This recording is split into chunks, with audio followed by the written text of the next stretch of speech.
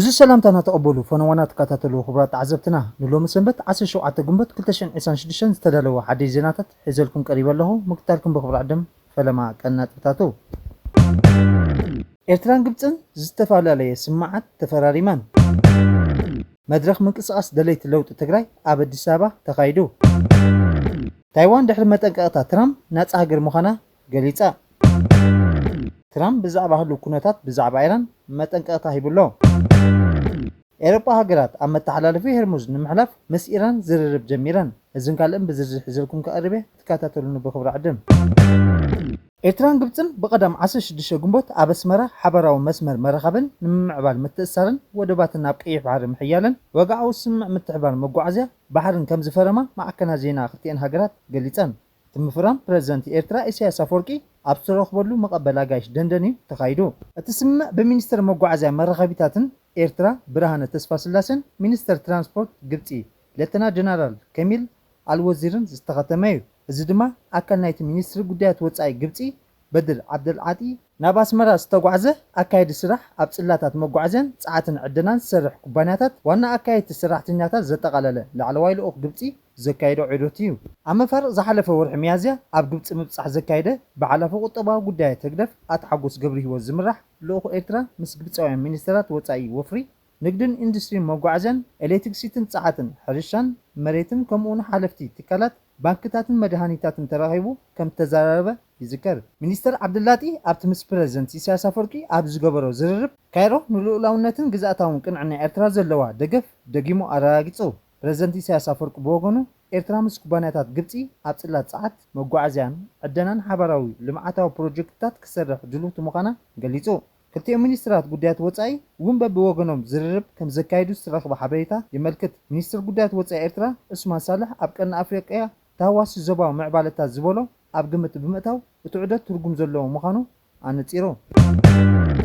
ብሰንኪ ኩናት ኢራን ኣብ ወሽመጥ ፋርስ ዝተፈጥረ ኩነታት ኣብ ከባቢ ወሽመጥ ዓደንን ቀይሕ ባሕሪ መጻቦ ባብኤል መንደብን ከይድገም ዝሰግአት ኣሜሪካ ነቲ ምስ ኤርትራ ወጢናቶ ጽንሐት ምምሕያሽ ዝምድና ኣብ ትንቀሳቐሰሉ ዘላ እዋን ግብፂ ወሳኒ ናይ መጎብኘት ተራሒዛ ትዋሳእ ከም ዘላ ክንገጽ ጸኒሑ እዩ ዶክተር በድር ነቲ ኣጋጣሚ ናይቲ ትማሊ ዑደት ተጠቂሙ ድሕነትን ምሕደራን ቀይሕ ባሕሪ ናይተን ኣብ ገማግም ቀይሕ ባሕሪ ዝርከባ ግዝኣታት ጥራይ ምዃኑ ብምግላጽ ኣብቲ ዞባ ንጸጥታ ቀይሕ ባሕሪ ብዝምልከት ዝኾነ ይኹን ተራ ናይ ደገ ሓይልታት ነጺጉ ክብል ማዕከና ዜና ግብፂ ገሊጹ እዚ መርገፂ እዚ ምስ ኤርትራ ንነዊሕ እዋን ኣብ ኮሪደር ቀይሕ ባሕሪ ዝጸንሐ ተቃውሞ ንህላዊ ግዳማዊ ሓይሊ ባሕሪ ዝሰማማዕ እዩ ግብፅን ኢትዮጵያን ብጉዳይ ማይን ዓቢ ግዳሲ ህድብ ኣባይን ንነዊሕ ዓመታት ክዋጠጣ ጸኒሐን እየን ኣብ ዞባዊ ጉዳይ ብፍላይ ከዓ ሱዳን ኤርትራ ግብፂ ነቲ ጀነራል ዓብዱልፈታሕ አልቡርሃን ዝመርሖ ሰራዊት ሱዳን ክድግፋ እንከለዋ ኢትዮጵያ ኬንያ ኢማራት ንሓይልታት ዳዕመት ሰሪዕ ከም ዝድግፋ ክንገጽ ጸኒሑ እዩ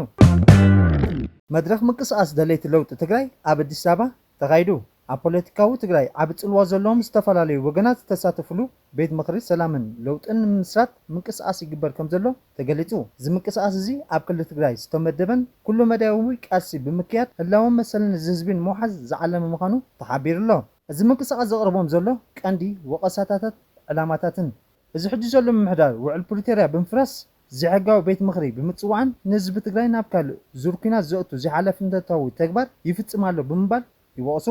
ነቲ ናይ ሽፋን መግዛእቲ ክብሉ ዝገልጽዎ ሓይልታት ብምእላይ ኩሉ ዘጠቓለለ ሓቋፋይ ግዜያዊ ምምሕዳር ብምጥያስ ናብ ዲሞክራሲያዊ ናጻን ተኣማንን መረፃ ንምስጋር እዩ ኣብዚ ሓድሽ ናይ ለውጢ ጽላት 7 ፖለቲካዊ ውድባት ተደራደርቲ ስምምዕ ሰላም ፕሪቶርያ ዝተፈላለየ ሲቪክ ማሕበራትን ተወከልቲ ሰሞያ ሜዳን ካልኦትን ኣገደስቲ ኣካላት ከም ተሳተፉ ተፈሊጡ ኣሎ ብተወሳኺ ጀነራል ሳሞራ ዮኑስ ፌደራል መንግስቲ ኣብ ትግራይ ሓድሽ ሓይሊ ስልጣን ክሕዝ ጻውዒት ኣቕሪቡ ጀነራል ሳሞራ ዮኑስ መንግስቲ ፌደራል ሓላፍነት ወሲዱ ኣብ ትግራይ ሓድሽ ሓይሊ ስልጣን ክሕዝ ክደፍእ ጸዊዑ ኣብ ዝቐረበ እዋን ሕወሓት ነቲ ዝፈረሰ ባይቶ ተጠቂሙ ናይ ቀደም መሪሕነት ናብ ስልጣኑ ምምላሱ ኣብ ህዝቢ ዓብ ስክፍታን ጭንቀትን ፈጢሩ ዘሎ ፍጻሜ ኢሉ ሓላፊ ስታፍ ሰራዊት ኢትዮጵያ ነበር ጀነራል ሳሞራ ዮኑስ ንህሉ ፖለቲካዊ ኩነታት ትግራይ ብዝምልከት ምስ ጋዜጣ ወጋሕታ ብቋንቋ ትግርኛ ኣብ ዝገበሮ ቃለ መሕትት እቲ ኣብ ዝቐረበ እዋን ብመሪሕነት ሕወሓት ዝወሰድዎ ዘይሕጋዊ ዝበሎ ውሳነ ህዝቢ ደገፍ ዘለዎ ንኽመስል ብዙሕ ፕሮፓጋንዳ ዝተወሰደ ምዃኑ ብምግላጽ ኣብ ኩነት ግዜ ውሽጢ ዝተወሰደ ዝተተግበረን ቀይዲ በተኽ ውሳነ እዩ ነይሩ ኢሉ ውሕደት ሰባት ድሕሪ ምምኻር ምስ ተኸሚእቲ ዘይበዝሑ ሰባት ዝወሰንዎ ኣዝዩ ሕማቕ ውሳነ ክብል ዝገለጾ ጀነራል ሳሞራ ኣብ ውሽጡን ወፃእን ዝርከብ ህዝቢ ትግራይ ዘለዎ ቁጥዐ ብምግላጽ ቀንዲ ዕላማ ናይ ተግባር ስልጣን ንምዕቃብን ካብ ተሓታትነት ንምህዳም ዝዓለመ ተግባር ክብል ገሊጽዎ ብመስረጅና ሳሞራ እዚ ክንሕተት ኢና ዝብል ስግኣት ናይቶም ፖለቲከኛታት ጥራሕ ዘይኮነስ ናይ ክልል ወተሃደራዊ ኣዘዝቲ እውን ምዃኑ ብምግላጽ ክልቲኦም ሓይሎም ኣዋሂዶም ነሱ ስጉምቲ ዝፈጸሙ ምኽንያት ክንሕተት ካብ ዝብል ስግኣት ዝተለዓለ ምዃኑ የረድእ። ፕሬዚደንት ኣሜሪካ ዶናልድ ትራምፕ እታ ቻይና ከም ኣካል ግዝኣታ እትቆፅራ ታይዋን ናጽነታ ብውግዒ ንኸይትእውድ ድሕሪ ምጥንቃቑ ልኡላዊትን ናጻን ሃገር ምዃና ገሊጻ። ትራምፕ ድሕርቲ ንኽልተ መዓልታት ኣብ ቤጂን ዘካየዶ ምብጻሕ ብዛዕባ እታ ባዕላ እትመሓደር ደሴት ናጽነታ ክትረክብ ኣይኮንኩን ዝደሊ ዘለኹ ኢሉ። ትራምፕ ምስ ፕሬዚደንት ቻይና ሺ ጂንፒንግ ድሕሪ ምዝራብ ኣብ ቀረባ እዋን ንታይዋን ዝሽየጥ ናይ 11 ቢልዮን ዶላር ፓኬጅ ኣጽዋር ክጸድቕ ድዩ ኣይጸድቕን ክውስን ምዃኑ እውን ገሊጹ። ምምሕዳር ኣሜሪካ ንታይዋን ርእሰ ምክልኻል ዝሕግዝ መሳርሒ ክህብን ብሕጊ ዝግደድ ኮይኑ ምስ ቻይና ዘለዎ ዲፕሎማስያዊ ዝምድና ንምዕቃብ ግን ነዚ ምሕዝነት ብተደጋጋሚ ዘይስርዑ ክገብሮ ተገዲዱ እዩ። ፕሬዚደንት ታይዋን ላይ ቺንግ ቴ ቅድሚ ሕጂ ታይዋን ድሮን ነብሳ ከም ልኡላዊት ሃገር ስለ እትርኢ ወግዓዊት ናጽነት ምእዋጅ ከም ዘየድልያ ገሊጹ ነይሩ እዩ። ብቐዳም ወሃቢ ቃል ፕሬዚደንት ካረን ኮኦ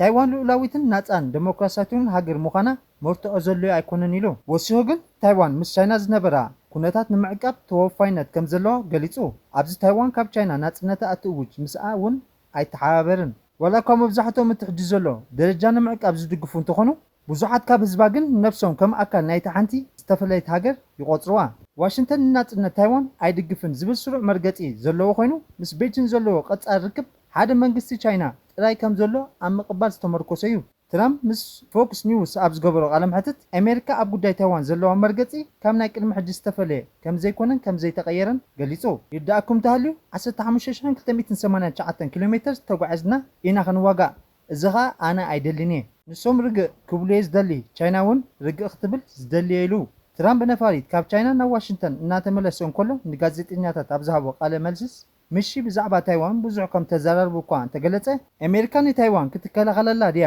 ዝብል ግን ርእይቶ ካብ ምሃብ ተቆጢቡ። ሺ ብዛዕባ እዛ ደሴት ናብ ናጽነት ዘምርሕ ዝኾነ ዓይነት ምንቅስቓስ ክርኢ ኣይደልን ኢሉ። ቤጂን ነታ ኣቐዲማ ኣሸጋርን ዘራግድ ሰላምን ስግረዶብን ኢላ ዝገለጸቶ ፕሬዚደንት ታይዋን ከም ዘይትፈትዎ ብግልጺ ኣፍሊጣ እያ። ቻይና ኣብ ዝሓለፉ ዓመታት ኣብ ዙርያ እታ ደሴት ወታደራዊ ልምድ ብምክያድ ኣብቲ ዞባ ወጥሪ ክውስኽ ሚዛን ዋሽንግተን ክትፍትን ተረኣያ። ትራምፕ ብዛዕባ እዚ ንታይዋን ዘቐረበ ፓኬጅ ኣጽዋራት ንሳማራርሓ ታይዋን ክዝተሉ ምዃኑ ገሊጹ። ኣሜሪካ ዋላ እኳ ምስ ታይዋን ርኡይ ዘይወግዓዊ ዝምድናታት እንተሃለዋ ወግዓዊ ዝምድና ግን የብላን። ፕሬዚደንት ኣሜሪካ ብልሙድ ምስ መራሒ ታይዋን በቐጥታ ኣይዛረቡን እዮም። ከምኡውን ምግባር ድማ ምስ ቤጂን ርኡይ ወጥሪ ከስዕብ ተኽእሎ ኣለዎ። ወሃቢ ቃል ፕሬዚደንት ታይዋን ህዝብናን ንፕሬዚደንት ትራምፕ ካብ ቀዳማይ ዕብረት ስልጣናት ሒዝና ንጸጥታ መጻቦ ታይዋን ንዝገበሮ ቀጻሊ ደገፍ የመስግኑ ኢሉ። ታይዋን ምስ ኣሜሪካ ዘለዋ ምትሕባር ብጥንካረ ብሰላም ኣብ መላእ መጻቦ ታይዋን ዘሎ ሰላምን ምርግጋእን ኣብ ሓደጋ ወይ እውን ምድኻም ከም ዘይኣቱ ብምግላጽ ከተዕምቆ እያ። እዚ ድማ ንሓበራዊ ረብሓታት ታይዋንን ኣሜሪካን ዓለማዊ ዲሞክራሲያዊ ማሕበረሰብ ዘገልግል እዩ ክብል ገሊጹ። ኣሜሪካን እስራኤል ምስ ኢራን ኣብ ዝገበርኦ ኩናት ድሕርቲ ንሰሙና ዝቐጸለ ተናጻጻሪ ናይ ምቁራጽ ተኹሲ ፕሬዚደንት ዶናልድ ትራምፕ ሓድሽ ናይ ኣየር መጥቃዕቲ ንምጅማር ይሰናደው ከም ዘሎ ዘተታት ሰላም ከም ዝተዓገቱን ተገሊጹ ኣሎ። ትራምፕ ኣብ ማሕበራዊ ገጹ ብዛዕባ ዝህሉ ኩነታት እዚ ማዕበል ቅድሚ ምጅማሩ ዘሎ ህድኣት እዩ ክብል መጠንቀቕታ ሂቡሎ። ኣሜሪካ ኢራን ን20 ዓመታት ዝጸንሕ ናይ ዩራኒየም ምህብታ መደብ ክትስርዞ ትደሊ። ጸብጸባት ከም ዘመልከትዎ ግን ኢራን ኒኩሌራዊ ቦምብ ንምስራሕ ኣዝያ ቀሪባ ትርከብ። ፕሬዚደንት ኣሜሪካ ዶናልድ ትራምፕ ኢራን እቲ ቀሪቡላ ዘሎ ውዕል እንተዘይተቐቢላቶ እቲ ደብዳብ ክጅመር እዩ ክብል ኣጠንቂቑሎ። ኢራን ነቲ ንኣህጉራዊ ንግዲ ወሳኒ ዝኾነ ስትሬት ኦፍ ሆርሙዝ ብምዕጻው ኣሜሪካ ነቲ ንድሕሪት መሊሳ ኣብ ልዕሊ ኢራን ናይ ባሕሪ ዕፅዋ ገይራላ። ኢራን በቲ መስመር ንዝሓልፋ መራኸብ ናይ ኢንሹራንስ ቀረጽ ክፍሊት ከም እተተኣተቱ ኣውጃላ። እዚ ድማ ነቲ ወጥሪ መሊሱ ኣጋዲድዎ ኣሎ። ብመሸውዓተ 2026 ኢራን ኣብ ልዕሊ መራኸብ ውግእ ኣሜሪካ መጥቃዕቲ ድሮናትን ሚሳይልን ምስ ፈጸመት ኣሜሪካ እውን ኣብ ባንዳር ዓባስ ዝርከቡ ወታደራዊ መደበራት ብምድብዳብ ምላሽ ሂባትሉ እያ። ፕሬዚደንት ትራምፕ ኣብ ቻይና ዑደት ብምግባር ምስ ፕሬዚደንት ሺ ጂንፒንግ ተራኺቡ ነይሩ እዩ። ይኹን እምበር ኣሜሪካን ቻይናን ብዛዕባ ጉዳይ ኢራን ሓበራዊ ስምምዕ ክበጽሓ ኣይከኣላን። ብሰንኪ ዝውግእ እዚ ኣብ ኣሜሪካ ዋጋ ነዳዲ ልዕሊ መጠን ደይብሎ፣ ኣብ ውሽጢ ኢራን ድማ ናይ መግቢ ንረት 115% ወሲኹ ቁጠባ ኣዓንዩ ይርከብ። ወታደራዊ መርበብ ዜና ዘ ኒውስ ዮርክ ታይምስ ከም ዝሓበሮ ኣሜሪካ ብዙሕ ቦምባታትን ሚሳይላትን እንኳ እንተተጠቀመት ሓያሎ ትሕተ ምድሪ መኽዘናት ኢራን ስለ ዘይዓነው ገና ብዙሕ ሚሳይላት ሒዛ ትርከብ እዚ ውግእ ብዲፕሎማሲያዊ እንተዘይቆይሙ ኣሜሪካን እስራኤልን ኣብ ዝቕፅሉ መዓልታት ዝዓበየ ህቡብላዊ ናይ ኣየር መጥቃዕትታት ክጅምራ ከም ዝኽእላ ወተሃደራዊ ተንተንቲ የጠንቀቑ ኣለዉ ብተወሳኺ ናይ ኤውሮጳ ሃገራት ኣብ መተሓላለፊ ሆርሙዝ ንምሕላፍ ምስ ኢራን ዝርርብ ጀሚረን ኣብ ዞባ ማእከላይ ምብራቕ ዘሎ ወተሃደራውን ፖለቲካውን ወጥሪ ኣብ ዝበረኸሉ ዘሎ እዋን ሃገራት ኤውሮጳ ንናይ ንግዲ መራኸብን በቲ ስትራቴጂካዊ ዝኾነ ናይ ሆርሙዝ መተሓላለፊ ባሕሪ ብሰላም ንኽሓልፋ ምስ ቴህራን ዘተ ከም ጀመራ ናይ ኢራን መንግስቲ ቴሌቪዥን ኣፍሊጡ እቲ ናይ ቴሌቪዥን ጣብያ ስም ናይተን ዘተ ዝጀመራ ዘለዋ ሃገራት ኤውሮጳ ብስም እኳ እንተዘይጠቐሰ እቲ ዘተ ድርድርን ምስቲ ናይ ኢራን ምስጢራዊ ሓይሊ ዝኾነ ናይ እስላማዊ ኣብዮት ዘብዐኛ ሰራዊት ምስ ናይ ባሕሪ ሓይሊ ይካየድ ከም ዘሎ ኣነፂሩ ኣሎ ቅድም ክብላ ከም ቻይና ጃፓን ፓኪስታን ዝበላ ናይ ምብራቕ ኤስያ ሃገራት መራኸብ በቲ ቀይዲ ዘለዎም መተሓላለፊ ባሕርን ንኽሓልፋን ተመሳሳሊ ፍቓድ ተዋሂቦም ከም ዝነበረ ዝራገፀ እቲ ፀብጻብ ሕጂ ድማ ኤውሮጳውያን ተመሳሳሊ ናይ ምሕላፍ ፍቓድ ንምርካብ ብዲፕሎማስያዊ መንገዲ ፃዕሪ እናገበራ ምዃነን ኣመልኪቱ ኣሎ ብተወሳኺ ኢራን ምስ ኣሜሪካ ዝርርብ እንተፈሪሱ ናብ ኩናት ክትምለስ ድልውቲ ምዃና ኣጠንቂቓ ኣባስ ኣራግቺ ቀጻሊ ዝካየድ ዘሎ ድርድር እንተፈሺሉ ወይ ኣብ ቴህራን ተቐባልነት ዘይብሉ ውዕላት እንተደኣ ኣፍርዩ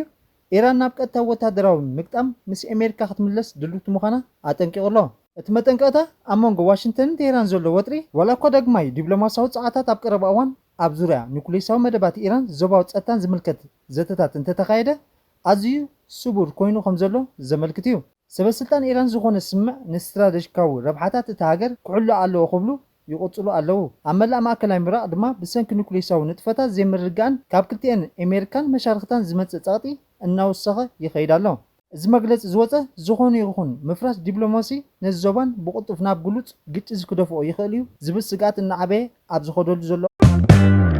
ፕረዚደንት ሶማልያ ሓሰን ሼክ ማሕሙድ ንኣምባሳደር ቱርኪ ኣብ ሶማልያ ኣልፐር ኣክታስ ኣብ ርእሰ ከተማ መቃዲሾ ኣብ ዝርከብ ቤተ መንግስቲ ፕረዚደንት ኣንጊዱ ክልቲኦም ድማ ኣብ ስትራቴጂካዊ ምሕዝነት ቱርክን ሶማልያን ከምኡውን ኣብ ዞባውን ሃገራዊ ምዕባለታት ዘተኮረ ዘተ ከም ዘካይዱ ፀብጻባት ሕብሩ ሓሰን ሼክ ማሕሙድ ትማሊ ቀዳም 16 ጉንበት እዩ ምስ ኣምባሳደር ቱርኪ ተራኺቡ እንተኾነ እቲ ርክብ ኣብ ሶማልያ ኣጋጢሙ ዘሎ ፖለቲካዊ ወጥሪ ክኸውን ከም ዝኽእል እዩ ተንተንቲ ይገልጹ ብኻልእ ወገን ኣባላት ባይቶ ሶማልያ ፕረዚደንት ሓሰን ሼክ $850 ሚልዮን ብዘይ ኣገባብ ተጠቂሙ ብምባል ከሲሶም ኣባላት ባይቶ ፌደራል ሶማልያ ፕረዚደንት ሓሰን ሼክ ማሕሙድ ክሳብ $850 ሚልዮን ምስኡ ተኣሳሰሩ ሕሳባት ከም ዝተቐመጠ ብምግላጽ ገንዘብ ብዘይ ኣገባብ ተጠቂሙ ክብሉ ከሲሶም ዘለዉ እቶም ኣባላት ባይቶ ነዚ ክሲ ዘቕረቡ ኣብ ኣታሓዛ ሃብቲ ህዝቢ ግሉጽነት ተሓታትነት ስክፍታታትን ኣብ ዘስዕበሉ ዘሎ ውዕውዕ ፖለቲካዊ ዘተ ምዃኑ ፀብጻባት ቦይዳኣን ኦንላይን ይሕብር ፕረዚደንት ሓሰን ሼክ ክሳብ ሕጂ ነዚ ክሲ ወግዓዊ መልሲ ኣይሃበሉን ዘሎ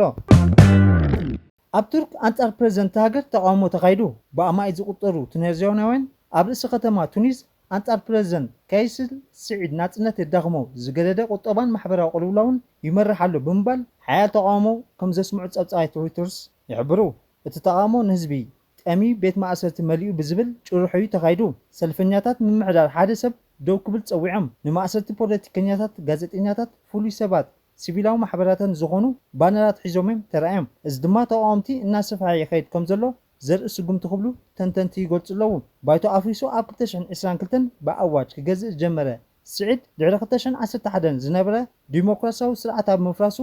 ነዚ ኩሉ ፀገማት ክፍጠር ክኢሉ ክብሉ ጉጅለታት ተጠባቕቲ መሰላት ይነቕፉ ስዒድ ነቶም ክስታት ብምጻቅ ስጉምትታት ነቲ ሃገር ካብ ህውከትን ብልሽውና ንምድሓን ኣድላይ ምዃኑ ይገልጽ ማሕበር ጠበቃታት ብሰንኪ ምብልሻው ፍዳዊ ናጽነት ኣብ ዝቕፅሉ መዓልታት ተቃውሞም ክግበር ይጽውዑ ኣለዉ ማሕበር ጋዜጠኛታት ድማ ኣንጻር ምእሳር ጋዜጠኛታት ገደብ ናጽነት ፕረስን ተቃውሞታት የካይዱ መደብ ኣለዎም ሰመዚ ሕጊ ንፍጽም ኣለና ይብሉ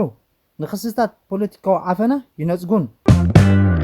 ብዓሰርተታት ኣሽሓት ዝቁጠሩ ሰልፈኛታት ናብ ጎደና ማእከላይ ለንደን ብምውፃእ ኣብ ልዕሊ ምሕደራ መንግስቲ ብሪጣንያ ፖሊስን ኢሚግሬሽንን እቲ ሃገር ዘለዎም ተቃውሞ ገሊፆም መንግስቲ ሓድነት ብዝብል ጭርሖ ባንዴራ እንግሊዝ ዝሓዙ ሰልፈኛታት ጎደናታት መሊኦሞም ብፍላይ ኣብ ሃገራዊ መንነት እቲ ሃገር ድሕነትን ዶባትን እቲ ሕጂ ዘሎ ኣመራርሓ ነቲ ሃገር ዝወስዶ ዘሎ ሓፈሻዊ ኣንፈትን ብዝምልከት ዓሚቕ ዘይዕግበቶም ቁጥዖምን ገሊፆም ሰልፊ ኣካታዕ ፀረ እስልምናን ተቓላሲ ቶሚ ሮቢንሰን ዝተዳለወ ኮይኑ ፍጻሜታቱ ኣብ ዓባይ ብሪጣንያ ዝተሓዋወሰ ደገፍ ነቐፌታን ረኺቡ እዩ ተዓዘብቲ እቲ ኣብ ብሪጣንያ ዝተረኣየ ፖለቲካዊ ወጥሪ ምልክት ምዃኑ ተዓዘብቲ ገሊፆም ኣብ ጉዳይ ኢሚግሬሽን ሃገራውነትን ማሕበራዊ ምርግጋእን ዝካየድ ዘሎ ክትዓት እናሃረመ ብምፅኡ እዩ ክቡራት ተዓዘብትና ናይ ሎሚ ነበረ መደባትና ነዚ ይመስል ቅጡፍን እዋናውን ሓበሬታ ክትረኽቡ ላይክ ሼር ኮመንት ሳብስክራይብ ክትገብሩ ብክብሪ ዕድም ሰሰናይ